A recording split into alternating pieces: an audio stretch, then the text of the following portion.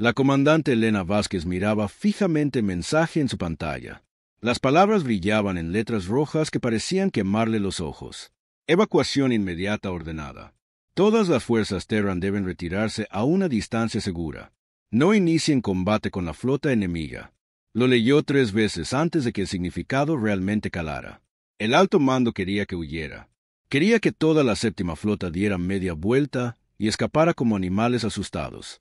Afuera, a través de las ventanas del puente de su nave insignia, la Defiance, Elena podía ver al resto de su flota. 237 naves flotaban en el espacio alrededor de los astilleros de Kepler 442. Destructores, cruceros, portaaviones y sus 3 enormes acorazados formaban una muralla defensiva entre el enemigo y el complejo industrial más importante de la humanidad. Señora, el capitán de corbeta Harris estaba de pie junto a su silla, esperando órdenes. Su joven rostro mostraba la misma confusión que ella sentía. ¿Cuáles son sus órdenes? Elena miró más allá de él, hacia la pantalla principal. La flota enemiga aparecía como puntos rojos que se movían hacia ellos. 12 especies alienígenas diferentes se habían unido para formar la Armada de la Hegemonía. Sus naves se contaban por miles. Cada punto rojo representaba suficiente poder de fuego como para destruir una luna pequeña. La computadora táctica ya había hecho los cálculos. Si se quedaban y luchaban, la séptima flota sería destruida en menos de 6 horas. Cada nave se perdería. Cada tripulante moriría. La computadora les daba un 0% de posibilidades de victoria. Pero Elena no dejaba de pensar en lo que había detrás de ellos. Los astilleros de Kepler 442 construían el 60% de las naves de guerra de la humanidad. Las fábricas orbitales producían suministros médicos para 30 colonias. 12 millones de personas vivían y trabajaban en el sistema. Si el enemigo tomaba este lugar, tendrían un camino despejado hacia la propia Tierra. Señora, preguntó Harris de nuevo, ¿debo dar la orden de retirada? Elena se levantó de su silla de mando. Alrededor del puente, 20 oficiales esperaban su decisión. Eran buenas personas que confiaban en su juicio. Tenían familias en casa, hijos que necesitaban que sus padres volvieran con vida. Abra un canal con el alto mando, dijo en voz baja. Canal abierto, señora. Elena respiró hondo. Podía sentir todas las miradas del puente sobre ella. En unos minutos, sus palabras quedarían grabadas en los libros de historia, suponiendo que alguien sobreviviera para escribirlos. Alto mando, aquí la almirante Vázquez de la séptima flota. He recibido su orden de evacuación. Hizo una pausa, eligiendo sus palabras con cuidado. Respetuosamente, la rechazo. La séptima flota mantendrá esta posición. El silencio en el puente era total. Incluso el suave zumbido de los motores de la nave pareció desvanecerse. Harry se quedó con la boca abierta. El oficial de tácticas dejó caer su estilete. Señora, dijo el oficial de comunicaciones con voz temblorosa, el alto mando solicita una aclaración de su último mensaje. Elena casi sonrió. Por supuesto que sí. Ningún comandante de flota en la historia de la humanidad había rechazado una orden directa de evacuación. Era un suicidio militar. Iba en contra de todas las reglas. Dígales que el mensaje fue claro. No nos retiramos. La séptima flota mantiene la línea. Cortó el canal antes de que el alto mando pudiera responder. Habría mensajes de ira más tarde. Probablemente órdenes de corte marcial si alguien vivía lo suficiente para llevarlas a cabo. Pero en ese momento, tenía cosas más importantes de las que preocuparse. A todas las naves, anunció por el sistema de comunicación de la flota. Aquí la almirante Vázquez. Sé que todos han oído la orden de evacuación del alto mando. Quiero que cada capitán entienda lo que voy a decir. Miró de nuevo a su alrededor en el puente. Sus oficiales habían dejado de mirar y ahora trabajaban en sus puestos con una concentración renovada. Sabían lo que se avecinaba. La flota enemiga nos supera en número 12-1. Nuestras computadoras dicen que no podemos ganar. El alto mando dice que debemos huir y vivir para luchar otro día. Probablemente tengan razón. Elena caminó hacia la pantalla principal, donde los puntos rojos de la flota enemiga se hacían cada vez más grandes. Pero quiero que piensen en lo que hay detrás de nosotros. 12 millones de civiles, los astilleros que construyen nuestras naves, las fábricas que producen medicinas para nuestras colonias, nuestro camino a casa, a la tierra. Los puntos rojos estaban ahora lo suficientemente cerca como para que la computadora pudiera identificar los tipos de naves individuales. Enormes acorazados lideraban la formación. Detrás de ellos venían cientos de cruceros y destructores. Los portaaviones de cazas lanzaban nubes de pequeñas naves de ataque. Todos los manuales militares dicen que debemos retirarnos cuando nos enfrentamos a probabilidades imposibles. Todas las computadoras tácticas dicen que debemos preservar nuestras fuerzas para una batalla mejor. Pero esos manuales fueron escritos por personas que nunca estuvieron donde estamos ahora. Nunca tuvieron que elegir entre hacer lo inteligente y hacer lo correcto. Las manos de Elena se aferraron a la barandilla mientras miraba a la flota enemiga. Casi podía ver a los comandantes alienígenas en sus naves, probablemente riéndose de la pequeña fuerza humana que se atrevía a hacerles frente. No ordenaré a ninguno de ustedes que se quede. Cualquier nave que quiera seguir la orden de evacuación puede irse ahora. Sin corte marcial, sin vergüenza. A veces, la elección inteligente es la elección correcta. Esperó. Todo el sistema de comunicación de la flota permaneció en silencio. Ninguna nave se movió de la formación. Pero creo que hay cosas por las que vale la pena luchar, incluso cuando no puedes ganar. A veces, mantener la línea es más importante que sobrevivir. A veces tienes que permanecer en la oscuridad para que otros puedan ver la luz. La flota enemiga estaba lo suficientemente cerca como para que las naves individuales aparecieran en los sensores visuales. Enormes naves alienígenas con diseños diferentes a todo lo conocido en el espacio humano. Cascos curvos cubiertos de puertos de armas.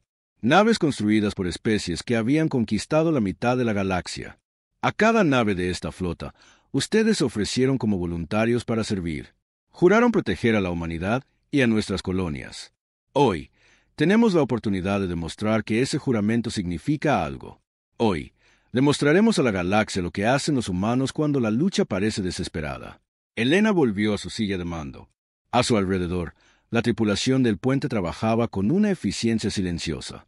Sin pánico, sin miedo, solo marineros haciendo su trabajo. El enemigo estará en rango de tiro en 30 minutos. Todas las naves, a sus puestos de combate. Prepárense para la batalla. Luces rojas parpadearon por toda la nave mientras la Defiance entraba en alerta máxima. En las bahías de armas, las tripulaciones cargaban misiles y activaban los cañones de energía. En ingeniería, los técnicos llevaban los reactores a su máxima potencia. En la enfermería, los médicos se preparaban para las bajas. Elena abrió un canal privado con los otros capitanes de nave. 23 rostros aparecieron en su pantalla. Hombres y mujeres que comandaban el orgullo de la flota humana. ¿Preguntas? Dijo simplemente. El capitán Martínez, del crucero Olympus, fue primero en hablar. Almirante, mi tripulación está lista. Entendemos lo que nos pide. Mis destructores protegerán a la flota principal, añadió la capitana Guon desde el Istambul. Le compraremos tiempo para que pueda hacerles daño. Uno por uno, cada capitán confirmó que estaba listo. Eran personas que habían pasado años entrenando para este momento, aunque nunca hubieran esperado que llegara de esta manera. Bien, recuerden, no necesitamos destruir toda su flota. Solo necesitamos hacerles pagar un precio que no esperaban. Necesitamos mostrarles que los humanos no se quiebran fácilmente. La flota alienígena estaba a 15 minutos. Sus naves de vanguardia eran enormes, cada una más grande que el mayor acorazado de Elena. Los sensores mostraban miles de sistemas de armas activándose. La computadora táctica actualizaba sus proyecciones cada pocos segundos, y cada actualización mostraba el mismo resultado: derrota total para los humanos. Almirante, anunció el oficial de sensores, estamos recibiendo una transmisión de la flota enemiga. Póngala en pantalla. La pantalla principal cambió para mostrar el puente de una nave alienígena. La criatura sentada en la silla de mando parecía un insecto gigante con múltiples ojos y mandíbulas que chasqueaban cuando hablaba. Su voz llegó a través de los traductores como un sonido frío y mecánico. Naves humanas. Soy el estratarca Cetul de la Armada de la Hegemonía. Se les ordena retirarse de inmediato. Su resistencia es inútil. Ríndanse ahora y sus muertes serán rápidas. Elena se puso de pie. Abra un canal. Canal abierto, señora. Estratarca Cetul. Soy la almirante Elena Vázquez de la Séptima Flota Terran. Su demanda de rendición es denegada. Defenderemos este sistema. Los múltiples ojos del alienígena parecieron enfocarse en ella con sorpresa. ¿No puede hablar en serio? Nuestra flota contiene más de 3.000 naves. Ustedes tienen menos de 300. Las matemáticas simples demuestran su derrota. Las matemáticas nunca han peleado una batalla, replicó Elena. Si quieren este sistema, tendrán que arrebatárnoslo. El alienígena emitió un sonido que podría haber sido una risa. Muy bien. Su especie aprenderá el costo de desafiar a la hegemonía.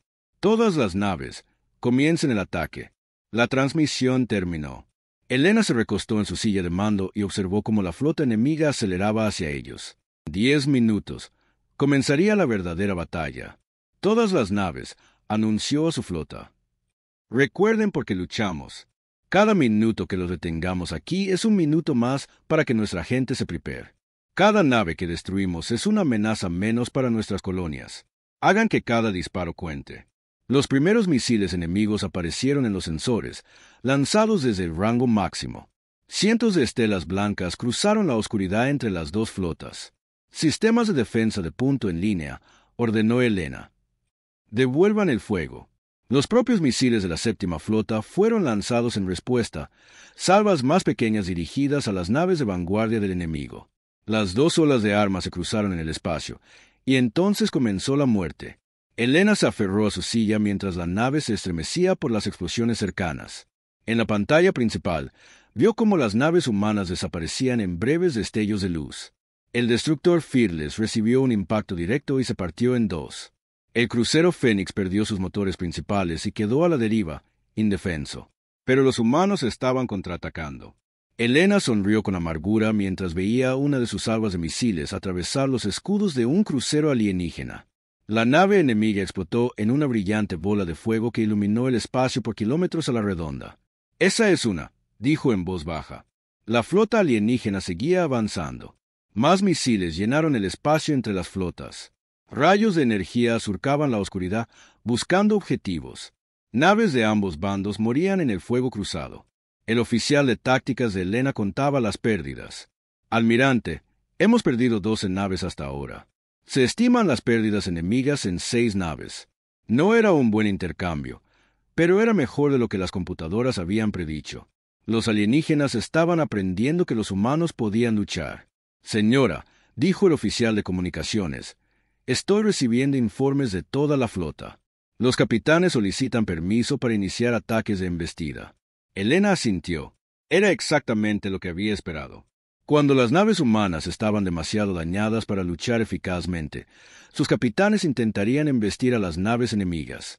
Era un desperdicio y un acto desesperado, pero a veces funcionaba. «Dígales que esperen. Aún no estamos tan desesperados». Pero mientras lo decía, Elena sabía la verdad. Estaban perdiendo. El número de enemigos era demasiado grande. Su flota estaba siendo diezmada nave por nave, y no había nada que pudiera hacer para detenerlo. El comandante alienígena había tenido razón sobre las matemáticas. 3.000 naves eventualmente derrotarían a 300, sin importar cuán valientemente luchara la fuerza más pequeña. Pero Elena también había tenido razón. Las matemáticas nunca habían peleado una batalla. Los números no tenían en cuenta el coraje, la determinación o la simple negativa humana a rendirse.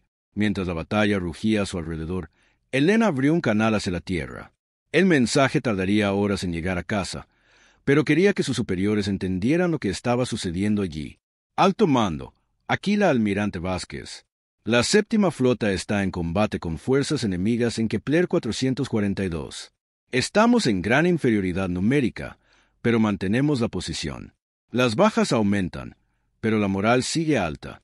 Los astilleros aún están seguros». Hizo una pausa, viendo morir otra nave humana en la pantalla principal. «Quiero que conste en el registro que mis tripulaciones están luchando con honor y coraje. Cada marinero en esta flota se ofreció voluntario para estar aquí. Entendemos las probabilidades. Entendemos el costo y elegimos pagarlo». Otra pausa mientras el fuego enemigo sacudía su nave. El enemigo esperaba que huyéramos. Esperaban una victoria fácil. En cambio, están aprendiendo lo que significa luchar contra humanos que se niegan a retirarse. Pase lo que pase aquí, recordarán esta batalla. Recordarán que los humanos no se quiebran. Elena cerró el canal y volvió su atención a la lucha. A su alrededor, la tripulación del puente trabajaba con una determinación silenciosa.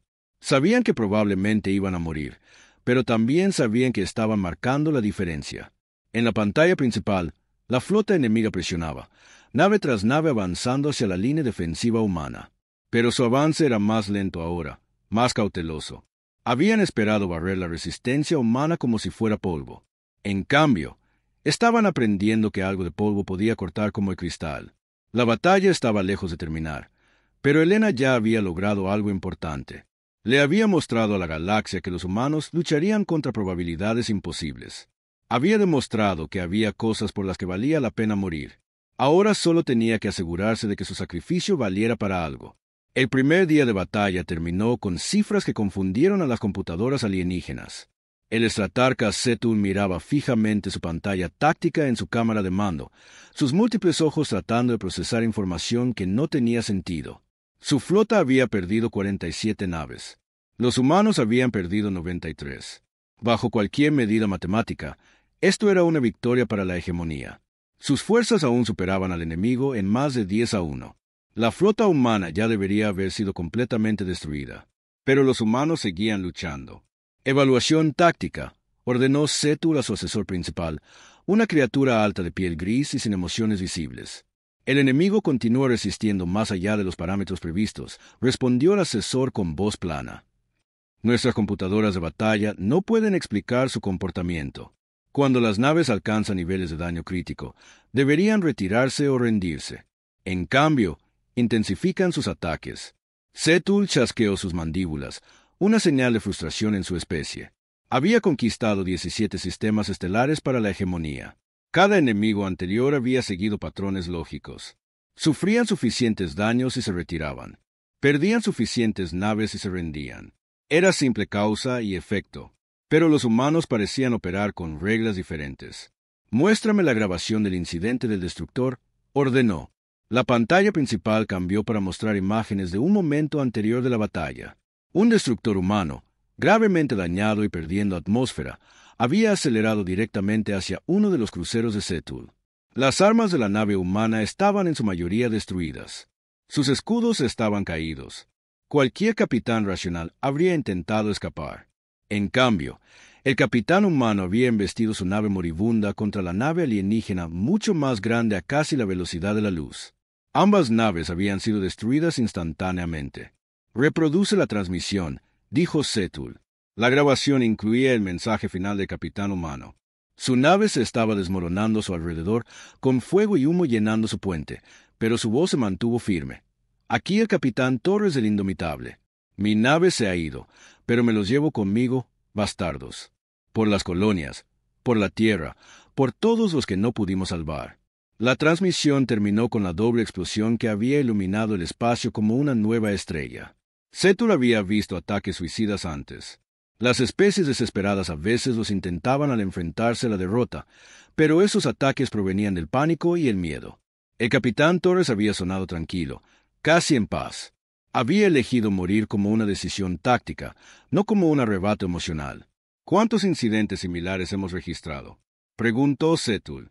17 ataques de embestida confirmados. 8 impactos exitosos de destructores contra objetivos de clase crucero. 3 impactos exitosos de cruceros contra objetivos de clase acorazado. Los humanos parecen considerar los ataques suicidas como opciones tácticas estándar. El problema. Cetul se dio cuenta de que sus computadoras no podían predecir el comportamiento humano porque los humanos no valoraban sus propias vidas de la misma manera que otras especies. Los programas tácticos asumían que la autopreservación era la máxima prioridad para cualquier ser racional. Si se eliminaba esa suposición, todos los cálculos perdían sentido. ¿Cuál es el estado de la flota humana? 144 naves restantes. Daños significativos en todas las clases de naves. Su nave insignia continúa coordinando la resistencia desde el centro de su formación. Cetul estudió de nuevo la pantalla táctica. Las naves humanas habían formado una esfera defensiva alrededor de los astilleros. Incluso las naves dañadas mantenían sus posiciones, continuando disparando mientras tuvieran energía. Varias naves que deberían haber sido abandonadas horas atrás seguían lanzando misiles. Envíen otra demanda de rendición, ordenó. A su nave insignia, a todas ellas. Quizás algunas entren en razón. El oficial de comunicaciones abrió un canal con la flota humana. Cetul compuso sus pensamientos con cuidado. Había aplastado la resistencia de docenas de especies, pero esto requería un enfoque diferente. Naves humanas. Aquí el estratarca Setul. Sus pérdidas son severas. Su posición es desesperada. Ofrezco términos para su rendición. Retírense de este sistema y sus vidas serán perdonadas. La respuesta llegó rápidamente desde la nave insignia humana. La misma voz femenina que lo había desafiado antes. Estratarca Setul. Aquí la almirante Vázquez. Sus términos son rechazados. La séptima flota mantiene esta posición. Almirante, sea razonable. Sus naves están muriendo por nada. Este sistema caerá independientemente de su sacrificio. Entonces tendrán que arrebatárnoslo. Cada metro, cada estación, cada nave. El canal se cerró abruptamente. Setul miró la pantalla con algo parecido al asombro. La almirante humana sonaba tan decidida como 12 horas antes, a pesar de haber perdido casi la mitad de su flota. Análisis de la psicología del liderazgo humano, le preguntó a su asesor. Datos insuficientes. Los comandantes enemigos anteriores siempre han aceptado los términos de rendición al enfrentar tasas de baja similares. La almirante humana Vázquez muestra patrones de comportamiento fuera de nuestra experiencia. Fuera de su experiencia. Esa frase había aparecido en 17 informes tácticos diferentes desde que comenzó la batalla. Los humanos seguían haciendo cosas que no estaban en las bases de datos de la computadora.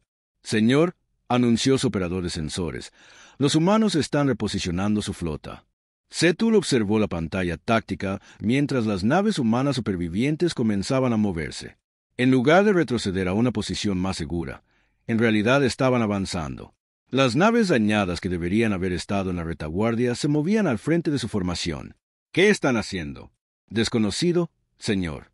El patrón de movimiento no coincide con ninguna doctrina táctica conocida. Setul comenzaba a odiar esa frase. Desconocido. Fuera de los parámetros. Sin coincidencias en la base de datos. Los humanos estaban reescribiendo las reglas del combate espacial con cada decisión que tomaban. Todas las naves, prepárense para un nuevo ataque, ordenó. Apunten primero a sus naves más dañadas. Quizás finalmente podamos quebrar su voluntad de luchar. Pero incluso mientras daba la orden, Setul sospechaba que no funcionaría. Los humanos ya habían demostrado que las naves dañadas luchaban con más fuerza, no con menos. El miedo y la desesperación parecían hacerlos más peligrosos, no menos. El segundo día de batalla confirmó sus sospechas. El destructor humano Relentless había perdido la energía principal 6 horas después de iniciada la lucha.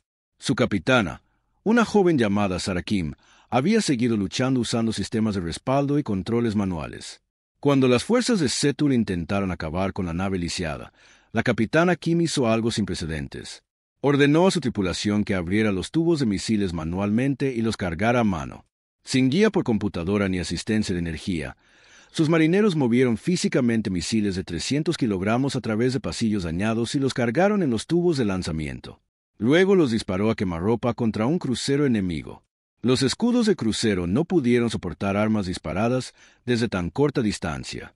El ataque improvisado de la capitana Kim atravesó el casco de la nave alienígena y destruyó su reactor principal. Ambas naves fueron consumidas en la explosión, pero Kim se había llevado un crucero enemigo con su destructor moribundo.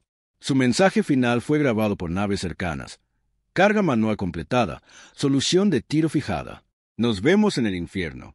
Setul revisó los datos tácticos 3 veces antes de aceptar lo que había sucedido. Una tripulación operando sin energía había cargado y disparado manualmente misiles capaces de destruir naves. Debería haber sido imposible. Los misiles pesaban demasiado. Los tubos de lanzamiento requerían guía por computadora.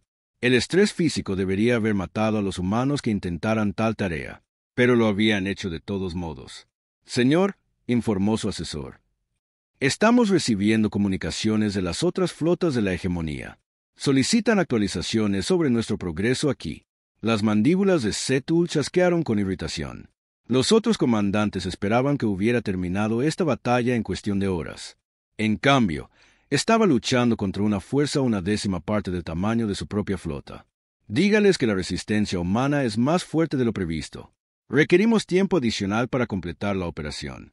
Señor, el almirante Vexar de la Cuarta Flota ofrece enviar refuerzos. La sugerencia hirió el orgullo de Setul. Comandaba la fuerza más grande y poderosa de la Armada de la Hegemonía. Pedir ayuda para derrotar a una sola flota humana sería humillante. Rechazada. Nos encargaremos de esto nosotros mismos. Pero en privado, Setul comenzaba a preguntarse si su confianza estaba fuera de lugar. Los humanos habían mantenido su posición durante 36 horas. Le habían costado casi 100 naves. Y lo más preocupante de todo, no mostraban signos de quebrarse. Sus computadoras tácticas actualizaban sus proyecciones cada hora, y cada hora, la duración estimada de la batalla se alargaba. Lo que había comenzado como una operación de 6 horas ahora, se esperaba que durara al menos 4 días. Si los humanos continuaban luchando con su intensidad actual, podría llevar incluso más tiempo. Señor, la nave insignia humana está transmitiendo en todas las frecuencias. Póngala en los altavoces. La voz de la almirante Vázquez llenó la cámara de mando. Sonaba cansada pero decidida. Aquí la almirante Elena Vázquez de la Séptima Flota Terran, transmitiendo a todas las fuerzas de la hegemonía. Quiero que sus comandantes entiendan algo sobre los humanos. No luchamos porque pensemos que podemos ganar. Luchamos porque hay cosas por las que vale la pena luchar. Setul escuchaba con creciente inquietud. Han tomado nuestra medida en batalla. Saben que podemos hacerles daño. Saben que no nos rendiremos. Pero no creo que entiendan a qué se enfrentan realmente aquí. La transmisión se detuvo. Setul podía oír explosiones y disparos de armas en el fondo. No es solo la Séptima Flota contra la que están luchando. Esta es la respuesta de la humanidad a la tiranía. Esto es lo que sucede cuando amenazan a nuestras familias, nuestros hogares, nuestro modo de vida. Cada humano que muere aquí, muere sabiendo que otros lo recordarán. Otros continuarán la lucha. Otra pausa, más larga esta vez. Pueden destruir esta flota. Pueden tomar este sistema. Pero no pueden destruir lo que representamos. No pueden matar la idea de que hay cosas por las que vale la pena morir. Y mientras esa idea exista, nunca estarán a salvo. La transmisión terminó. La cámara de mando quedó en silencio, excepto por el suave zumbido de la electrónica y la vibración distante de los impactos de armas contra el casco de la nave. Setul miró la pantalla táctica, viendo la formación de la flota humana con nuevos ojos. No eran solo naves manteniendo posiciones defensivas. Eran símbolos, declaraciones, mensajes escritos con fuego y metal a través de la oscuridad del espacio. Señor, dijo en voz baja su oficial de comunicaciones, ¿qué debemos hacer con la transmisión? Nada, replicó Setul. Déjenos hablar. Las palabras no lo salvarán de una potencia de fuego superior. Pero mientras lo decía, Setul sintió un extraño escalofrío recorrer su caparazón. Los humanos no solo estaban transmitiendo su flota, estaban transmitiendo en todas las frecuencias, a cada nave y estación en el sistema estelar, quizás más allá. Otras especies escucharían esas palabras. Otros pueblos conquistados que habían aprendido a aceptar el gobierno de la hegemonía sin cuestionarlo. ¿Qué pensarían cuando oyeran hablar de humanos que eligieron la muerte antes que la rendición? Reanuden el ataque, ordenó Setul. Todas las naves, máxima potencia de fuego. Terminen esto rápidamente. Su flota obedeció, vertiendo una energía devastadora sobre la formación humana. Las naves morían en brillantes explosiones. El espacio se llenaba de escombros y radiación. Las computadoras tácticas mostraban que las bajas humanas aumentaban constantemente. Pero los supervivientes seguían luchando, y en algún lugar en el fondo de su mente, Setul comenzó a sospechar que destruir la flota humana podría no ser suficiente. El daño ya estaba hecho. El mensaje ya había sido enviado. La galaxia había visto a los humanos negarse a retirarse. Ese conocimiento no podía ser destruido con armas. Solo podía extenderse. El mensaje viajó más rápido que la propia luz. En el mundo acuático de Nariad 7, en las profundidades aplastantes de un océano alienígena, Kaeles escuchó la transmisión humana a través de un equipo de comunicación robado. Sus branquias se agitaron con algo que casi había olvidado cómo sentir: esperanza. Kaeles era lo suficientemente mayor como para recordar cuando su pueblo había sido libre. Recordaba las grandes ciudades que flotaban en los vastos mares de Nariad, las galerías de arte talladas en coral vivo, los poemas cantados que habían transmitido la sabiduría de su cultura a través de las corrientes profundas. Recordaba el día en que llegó la hegemonía. La conquista había sido rápida y eficiente. Los Nariads eran pacifistas por naturaleza, su sociedad construida en torno a la armonía y la cooperación. Ante una fuerza militar abrumadora, sus líderes habían elegido la rendición en lugar de la destrucción. Mejor vivir como esclavos que morir como seres libres. Eso fue hace 30 años. Una generación entera de jóvenes Nariads había crecido conociendo solo la servidumbre. Trabajaban en las estaciones mineras de aguas profundas extrayendo metales raros para los astilleros de la hegemonía. Se les alimentaba lo justo para sobrevivir, se les educaba lo justo para trabajar y se les controlaba mediante una combinación de miedo y desesperación. Pero ahora, Caeles flotaba en sus estrechos aposentos, escuchando la voz de una almirante humana que había elegido de manera diferente. No luchamos porque pensemos que podemos ganar. Luchamos porque hay cosas por las que vale la pena luchar. Las palabras removieron recuerdos que la hegemonía había intentado suprimir. Recuerdos de libertad, de dignidad, del derecho a elegir el propio destino. Caeles no era la única que escuchaba. A través de la galaxia, en 100 mundos y 1000 estaciones espaciales, la transmisión humana llegó a oídos que no habían escuchado tales palabras en décadas. Los Oran en Kepler 186, esclavizados durante 2 generaciones, detuvieron su trabajo en las fábricas de armas. Los etéreos cristalinos en las colonias mineras de asteroides sintieron que algo se resquebrajaba en el condicionamiento mental que los mantenía dóciles. Y lo que es más importante, el mensaje llegó a las redes ocultas que cada especie oprimida mantenía, redes de susurros y esperanzas secretas. Problemas similares estallaron en toda la galaxia. En Ariad 7, las plataformas mineras de aguas profundas comenzaron a informar de apagones de comunicación y errores de navegación. Caeles y sus compañeros de trabajo alegaron ignorancia cuando sus guardias los interrogaron, pero de alguna manera los problemas siempre parecían ocurrir durante operaciones críticas. En las colonias de asteroides de los etéreos, los seres cristalinos que procesaban minerales raros para la tecnología de la hegemonía comenzaron a hacer cambios sutiles en su trabajo. Componentes que deberían haber durado décadas fallaban misteriosamente después de solo meses de uso. Las naves construidas con materiales etéreos desarrollaban debilidades inesperadas en momentos cruciales. La resistencia no estaba coordinada. No había un comando central que emitiera órdenes. En cambio, se extendió orgánicamente como un incendio forestal saltando de un parche seco a otro. Especies que nunca se habían comunicado entre sí comenzaron a experimentar el mismo impulso repentino de resistir. La transmisión humana había sido más que solo palabras. Había sido la prueba de que la resistencia era posible. Pero el verdadero impacto llegó cuando el mensaje alcanzó a las propias especies miembros de la hegemonía. Los Cleavari se habían unido a la hegemonía voluntariamente, atraídos por promesas de expansión y riqueza. Sus elegantes naves formaban una parte significativa de la flota de la hegemonía, y sus habilidades diplomáticas habían convencido docenas de especies de rendirse sin luchar. La embajadora Helcari había pasado su carrera creyendo que la hegemonía representaba el progreso y la civilización. La alternativa a su gobierno era el caos y la guerra entre especies primitivas. Mejor tener un orden impuesto desde arriba que dejar que los seres inferiores se destruyeran a sí mismos.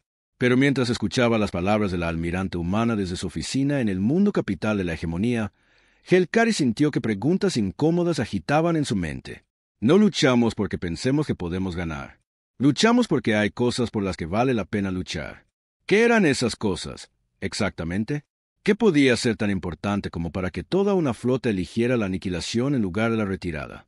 Helcari accedió a los archivos de inteligencia de la hegemonía sobre la cultura humana, buscando respuestas. Lo que encontró la perturbó más de lo que esperaba. Los humanos valoraban la libertad individual por encima de la seguridad colectiva. Creían en algo que llamaban derechos naturales, que no podían ser arrebatados por ningún gobierno. Tenían una historia de luchar contra probabilidades imposibles por principios abstractos como la justicia y la autodeterminación. Y lo más preocupante de todo, parecían genuinamente dispuestos a morir por estas ideas. Los perfiles psicológicos de la hegemonía descartaban el comportamiento humano como primitivo e irracional. Las especies emocionales a menudo exhibían tales tendencias antes de desarrollar una disciplina social adecuada. Los humanos aprenderían una vez que fueran debidamente integrados en la civilización galáctica. Pero Helcari se encontró preguntándose, ¿y si los humanos tuvieran razón? ¿Y si algunas cosas fueran más importantes que la supervivencia? Su pueblo se había unido a la hegemonía para evitar el caos de la existencia independiente. Habían cambiado libertad por seguridad, autodeterminación por supervivencia garantizada. En su momento, había parecido una elección obviamente correcta. Ahora no estaba tan segura. Las dudas no se quedaron confinadas al mundo natal de los Cleavari. Helcari se encontró discutiendo la situación humana con colegas de otras especies miembro. Las conversaciones eran cuidadosas e indirectas, pero las preguntas eran reales. ¿Eran socios en la hegemonía o eran simplemente esclavos más sofisticados? Habían elegido la seguridad o simplemente habían elegido una forma más cómoda de rendición. Y si una especie podía elegir la muerte antes que la sumisión, ¿qué decía eso de aquellos que habían elegido la sumisión? Estas conversaciones habrían seguido siendo discusiones filosóficas privadas de no ser por un factor crucial. Muchos de los seres que se hacían estas preguntas controlaban naves de guerra, redes de comunicación e instalaciones industriales. Cuando llegaron las órdenes de reforzar la flota del estratarca Cetul en Kepler 442, varias especies miembro experimentaron retrasos inesperados. Las computadoras de navegación fallaron. Los envíos de suministros fueron misteriosamente desviados. Las antenas de comunicación sufrieron extrañas interferencias. Los retrasos no fueron lo suficientemente dramáticos como para desencadenar investigaciones, pero se acumularon. Refuerzos que deberían haber llegado en días tardaron semanas en llegar a la zona de batalla. Mientras tanto, la transmisión humana continuaba extendiéndose a través de las redes de comunicación civiles. La hegemonía intentó bloquearla, pero sus sistemas de censura nunca habían sido diseñados para suprimir un mensaje tan simple. Unas pocas palabras sobre la elección y el sacrificio, transmitidas en frecuencias de uso común, eran casi imposibles de detener por completo. Y con cada repetición, el mensaje se hacía más fuerte. Células de resistencia que habían estado inactivas durante décadas de repente encontraron nuevos reclutas. Especies que habían aceptado su destino durante generaciones comenzaron a recordar cómo se sentía la libertad. Incluso los ciudadanos leales de la hegemonía comenzaron a hacer preguntas incómodas sobre el precio de su seguridad. La flota humana en Kepler 442 seguía en inferioridad numérica y de armamento. La almirante Vázquez y sus marineros todavía se enfrentaban a una muerte segura, pero su negativa a retirarse estaba creando grietas en un imperio que había parecido inquebrantable. En los túneles más profundos bajo el mundo natal de los Orán, Gorbak I reunió a los líderes de su célula para una reunión de emergencia. Las actividades de resistencia estaban escalando más rápido de lo que había planeado. Pronto la hegemonía respondería con todo el peso de su fuerza militar. ¿Estamos listos para lo que viene?, preguntó a sus seguidores. El joven Soran llamado Septech habló por todos ellos. Los humanos nos mostraron que algunas luchas valen la pena, incluso cuando no puedes ganar. Quizás es hora de que demostremos que aprendimos la lección. En toda la galaxia, conversaciones similares tenían lugar en lugares ocultos. Especies que habían olvidado cómo tener esperanza estaban recordando cómo luchar. La hegemonía siempre había mantenido el control a través de la fuerza superior y la suposición de que la resistencia era inútil. Pero los humanos habían destrozado esa suposición con su simple negativa a aceptar lo inevitable. Ahora, la galaxia estaba a punto de aprender lo que sucedía cuando un imperio construido sobre miedo se enfrentaba a súbitos que ya no tenían miedo de morir. La verdadera batalla apenas comenzaba. La flota de auxilio llegó como un trueno en un cielo despejado. A la almirante Vázquez le quedaban 87 naves cuando los sensores detectaron nuevos contactos saliendo del hiperespacio. Por un momento, pensó que la hegemonía había traído refuerzos. Su corazón se hundió mientras se preparaba para enfrentar probabilidades aún peores que antes. Entonces, los canales de comunicación estallaron con voces humanas. Séptima flota, aquí el almirante Chen con la tercera flota. Lamentamos llegar tarde a la fiesta. Almirante Vázquez, aquí el capitán Morrison con la fuerza de tarea 7. Trajimos algunos amigos. Séptima flota, aquí el carguero Defiant. No somos gran cosa, pero tenemos misiles y actitud. Elena miró su pantalla táctica con asombro. Casi 400 naves acababan de aparecer en el borde del sistema Kepler 442. Naves militares mezcladas con naves civiles convertidas, todas volando hacia la batalla a máxima velocidad. Pero no eran las formaciones cuidadosas y disciplinadas que estaba acostumbrada a ver. La flota de auxilio parecía más una turba enfurecida que una fuerza militar. Naves de tamaños y configuraciones muy diferentes volaban en grupos sueltos, con sus sistemas de armas improvisados y montados a toda prisa.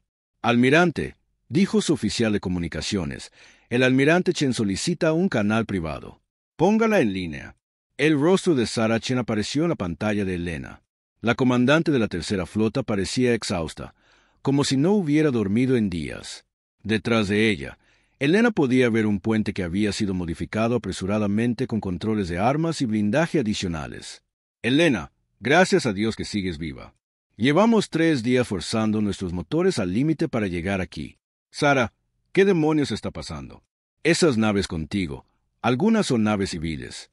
Las órdenes del alto mando cambiaron unas 12 horas después de tu última transmisión. Aparentemente, toda la flota humana se está movilizando para algo llamado Operación Desafío. Elena sintió un escalofrío recorrer su espalda.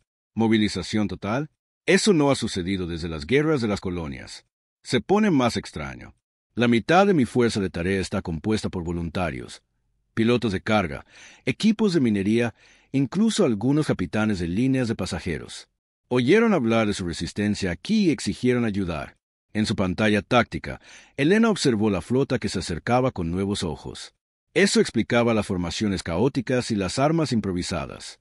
No eran solo refuerzos militares.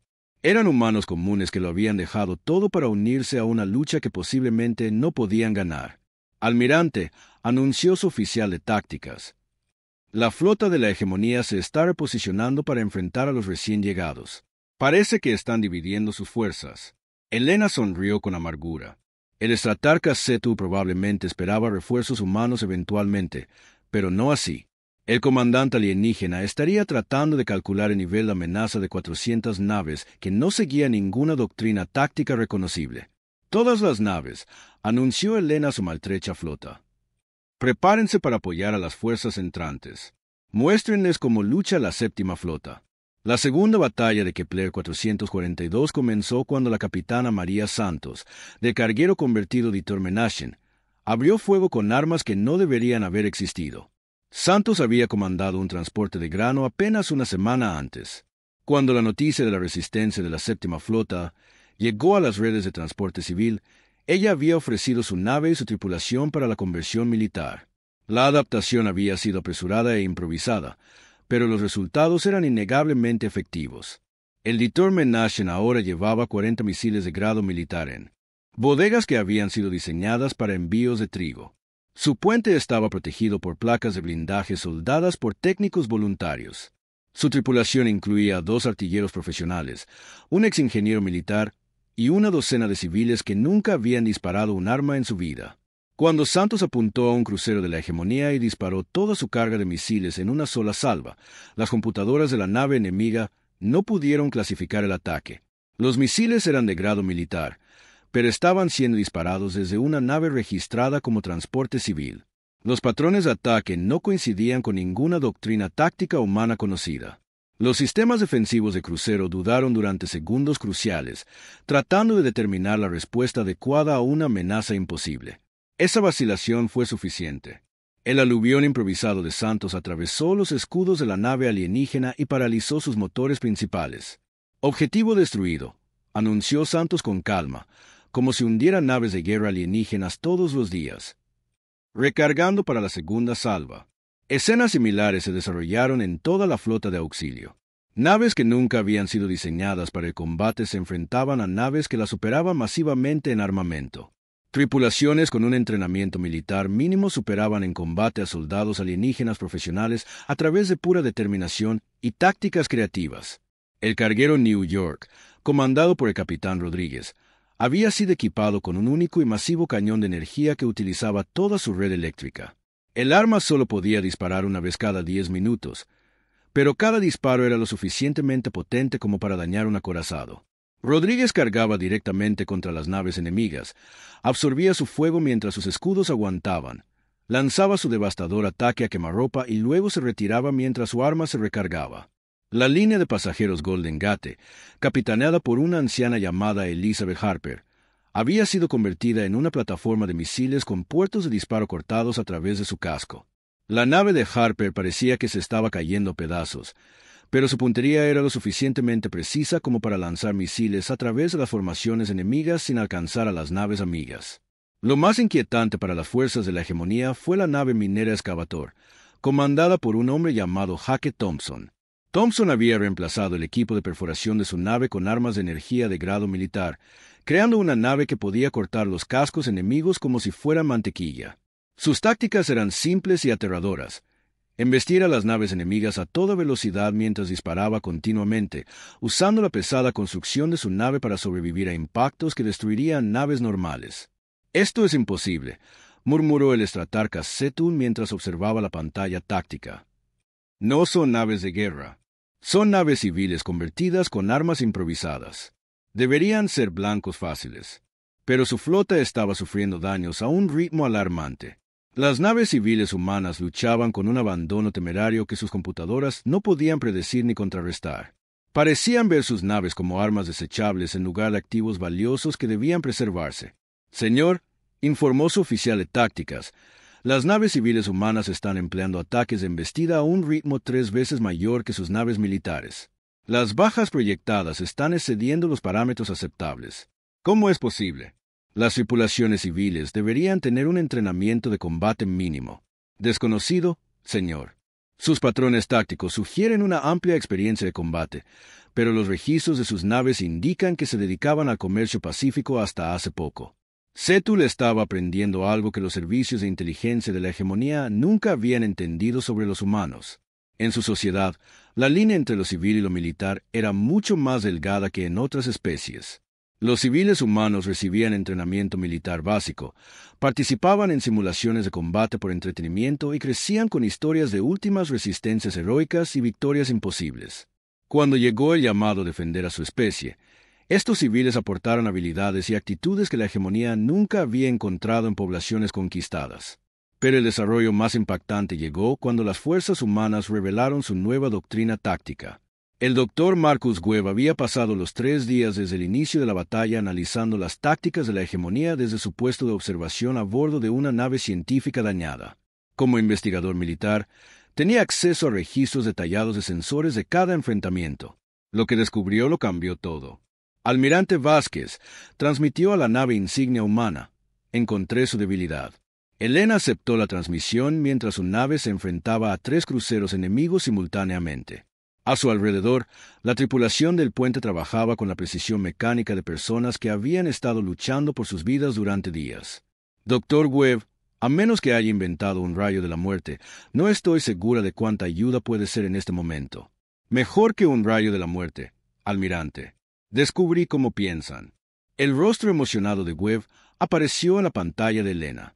Detrás de él, las pantallas mostraban complejos análisis tácticos y matrices de probabilidad.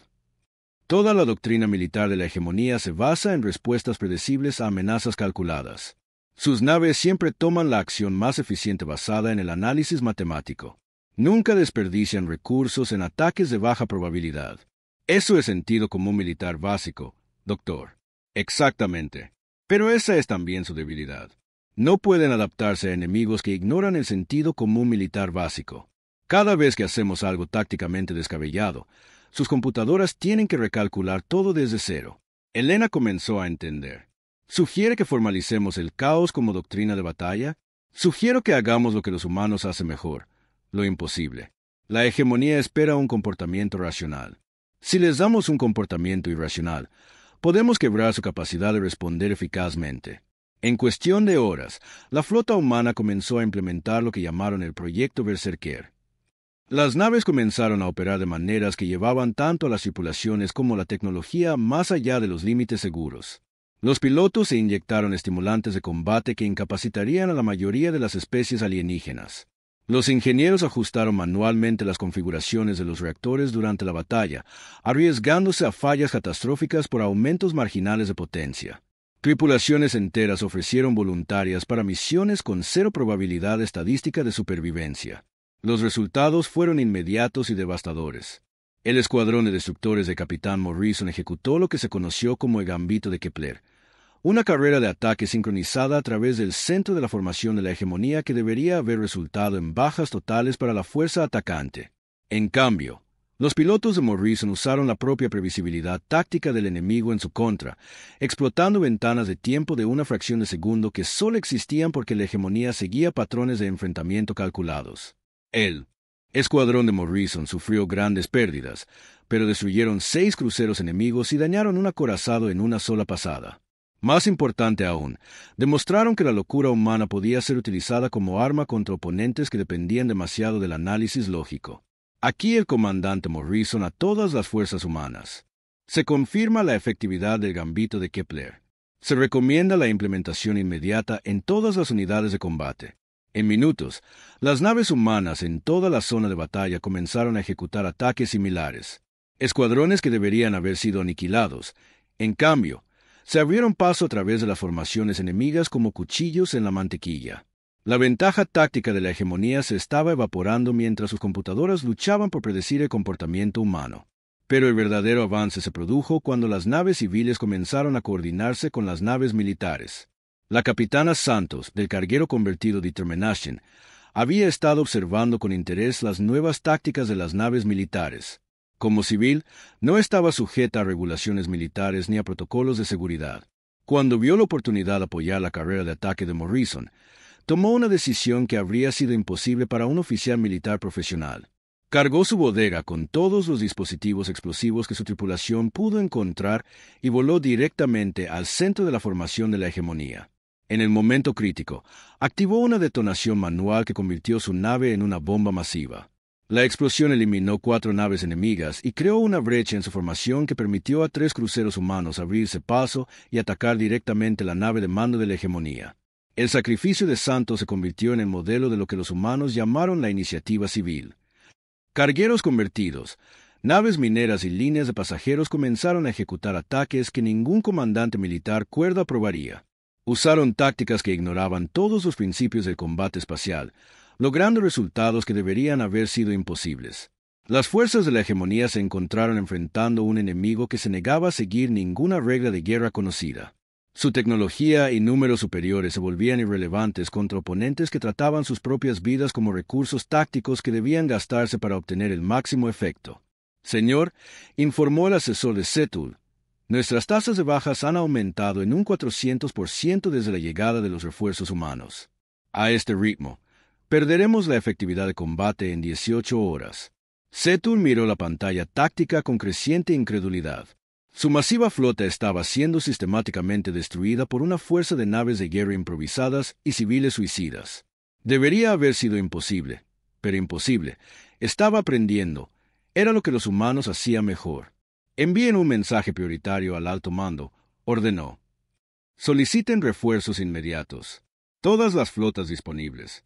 Señor, eso dejaría nuestros otros objetivos de conquista sin defensa. Háganlo de todos modos. Si no podemos detener a los humanos aquí, ningún lugar estará a salvo. Por primera vez en su carrera, el estratarca Setul comenzaba a comprender el miedo. 6 meses después de la batalla de Kepler 442, la galaxia había cambiado de formas que nadie podría haber predicho. La guerra que se suponía que terminaría con la rápida derrota de la humanidad se había extendido a 47 sistemas estelares. La campaña de pacificación de la hegemonía se había convertido en una lucha desesperada por la supervivencia contra un enemigo que se negaba a seguir las reglas de la guerra civilizada.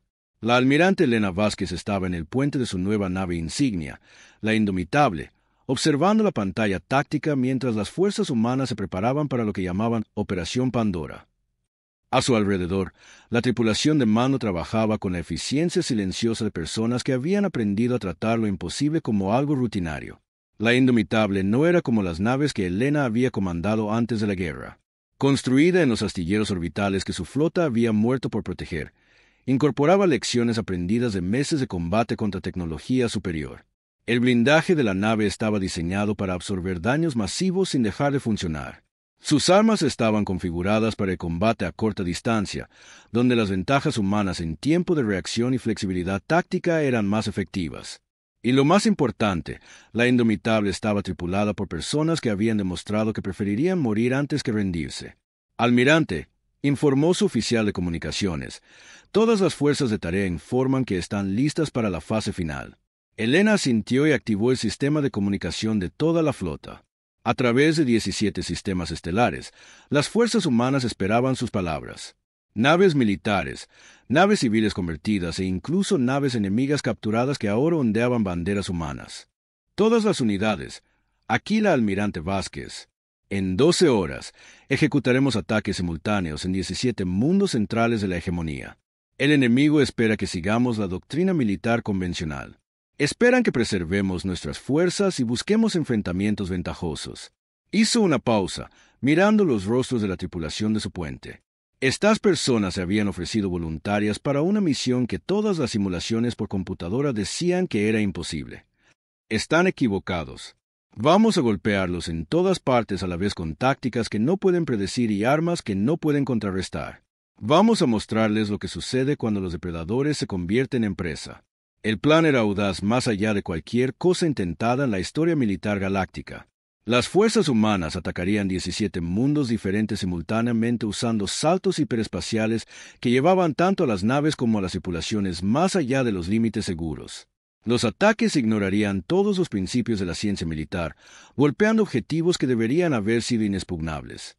La clave de la operación era algo que los humanos llamaban caos controlado. Cada ataque sería impredecible, utilizando tácticas que violaban la sabiduría convencional. Las naves llegarían a través de coordenadas hiperespaciales que deberían destrozarlas. Las tripulaciones lucharían bajo una aceleración que debería licuar los cuerpos humanos. Flotas enteras se coordinarían utilizando protocolos de comunicación que dependían de la intuición humana en lugar de la precisión de una computadora. El capitán Miguel Torres, hermano menor del capitán del destructor que había muerto en la primera batalla, comandaba uno de los grupos de asalto.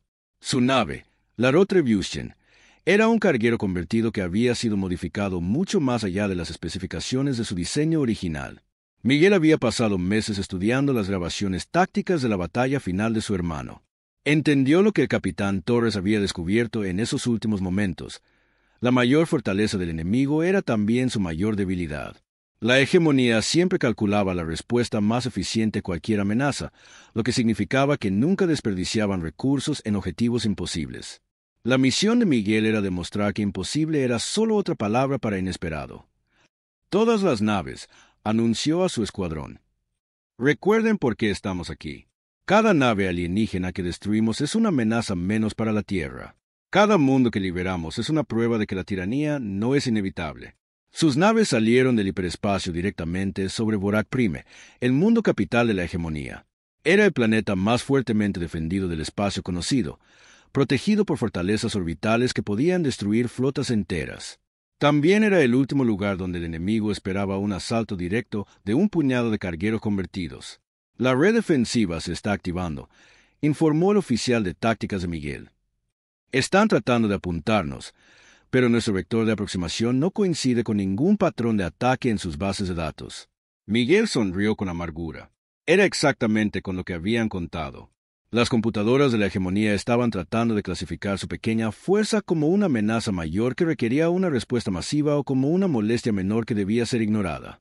Como los cargueros convertidos no deberían representar ningún peligro para un sistema de defensa planetario, las computadoras estaban optando por una respuesta mínima.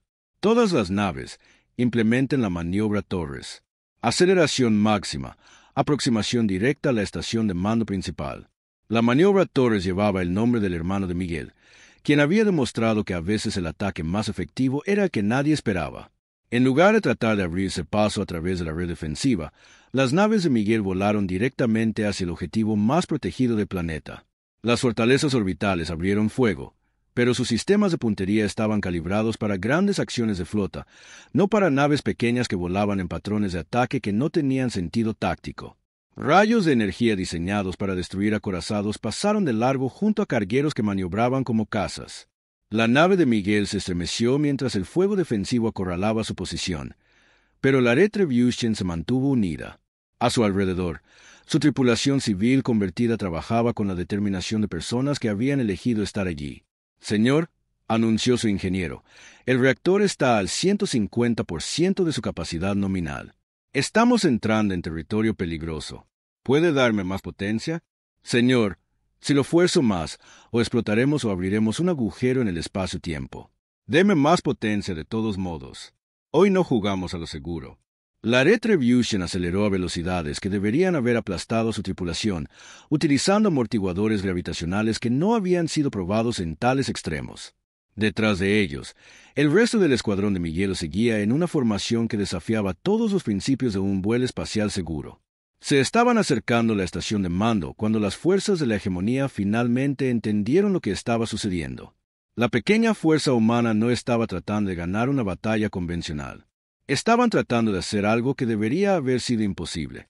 Señor, informó el oficial de tácticas, la estación de mando está activando sus sistemas defensivos principales.